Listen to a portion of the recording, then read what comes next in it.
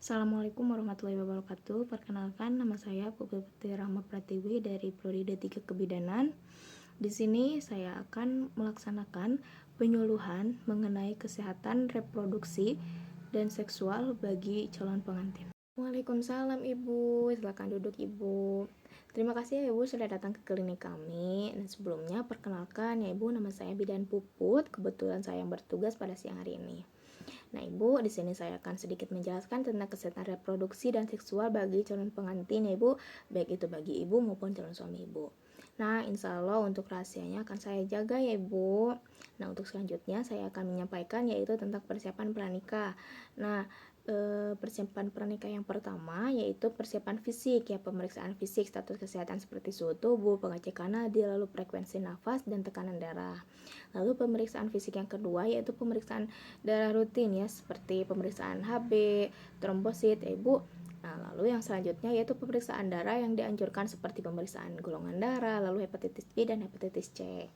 Nah, untuk selanjutnya yaitu persiapan pranikah yang kedua yaitu persiapan gizi, peningkatan status gizi calon pengantin terutama ibu ya, melalui penanggulangan kek atau kekurangan energi kronik dan anemia gizi besi serta defisiensi asam folat. Nah, untuk yang ketiga yaitu persiapan pranikah yaitu status imunisasi TT atau imunisasi tetanus. Nah, pencegahan dan perlindungan dini yang aman terhadap penyakit tetanus dilakukan dengan pemberian 5 dosis imunisasi TT untuk mencapai keberhasilan penuh. Imunisasi TT yang pertama bisa dilakukan sebelum nikah ya Ibu. Lalu imunisasi TT yang kedua dilakukan 4 minggu setelah imunisasi TT yang pertama. Pelindungannya yaitu 3 tahun ya Ibu. Nah, lalu imunisasi TT yang ketiga itu dilakukan 5 bulan setelah imunisasi TT yang kedua. Lama perlindungannya itu selama 5 tahun. Lalu imunisasi TT yang keempat itu 1 tahun setelah imunisasi TT yang ketiga. Lama perlindungannya itu selama 10 tahun. Dan imunisasi TT yang terakhir yaitu 1 tahun setelah imunisasi TT yang keempat. Lama perlindungannya itu 25 tahun. Nah, untuk persiapan pranikah yang terakhir yaitu menjaga kebersihan organ reproduksi. Sebaiknya pakaian dalam diganti minimal 2 kali sehari ya Ibu. Tidak menggunakan pakaian yang ketat dan berbahan non-sintetik. Dan membersihkan organ reproduksi luar dari depan ke belakang dengan menggunakan air putih dan dikeringkan menggunakan handuk ataupun tisu. Apabila Ibu ingin menggunakan handuk, pakai handuk yang bersih, kering, tidak lembab maupun bau ya Bu. Lalu khusus perempuan tidak boleh sering menggunakan cairan pembilas pada vagina ya Bu. Nah, lalu yang kedua, jangan memakai pembalut tipis dalam waktu yang lama. Lalu yang selanjutnya yaitu yang ketiga ya Ibu, yaitu penggunaan pembalut ketika menstruasi. Nah, sebaiknya diganti paling lama itu 4 jam sekali atau setelah buang air. Lalu yang terakhir yaitu bagi perempuan ya Ibu yang sering keputihan berbau dan berwarna, itu harap diperiksa ke petugas kesehatan ya Ibu.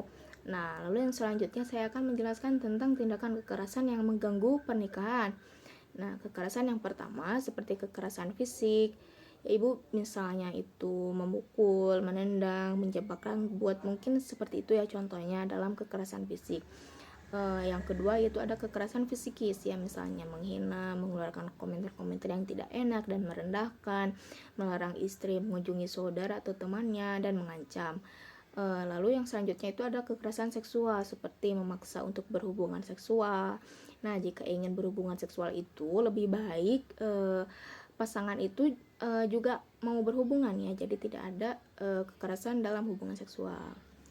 Nah, untuk selanjutnya untuk mengatasi kekerasan dalam pernikahan itu, Ibu bisa konsultasi dengan dokter untuk mendapatkan pengobatan dan dilakukan visum, atau juga Ibu bisa melapor ke pihak berwajib, konsultasi dengan pihak berwajib, atau juga Ibu bisa berkonsultasi dengan psikologis, atau juga Ibu bisa bercerita dengan sahabat maupun kerabat terdekat Ibu ya.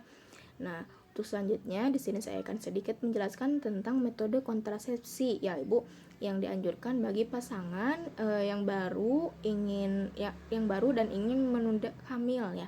bila mana ibu dan suami tidak terburu-buru untuk mempunyai anak. Nah, ya, ibu bisa menggunakan metode modern jangka pendek ya. Alat metode modern jangka pendek itu seperti pil ya, contohnya itu pil kombinasi. Lalu ada suntik ya, contohnya itu progestin kombinasi. Lalu ada juga kondom. Nah, kalau kondom itu sudah ada di minimarket terdekat. Nah, untuk selanjutnya itu ada metode modern jangka panjang. Jenis alatnya itu ada IUD dan ada implan. Nah, kalau IUD itu alat kontrasepsi yang ditanam dalam vagina ya, dalam rahim ibu. Nah, lalu kalau implan itu alat kontrasepsi yang disimpan di bawah kulit.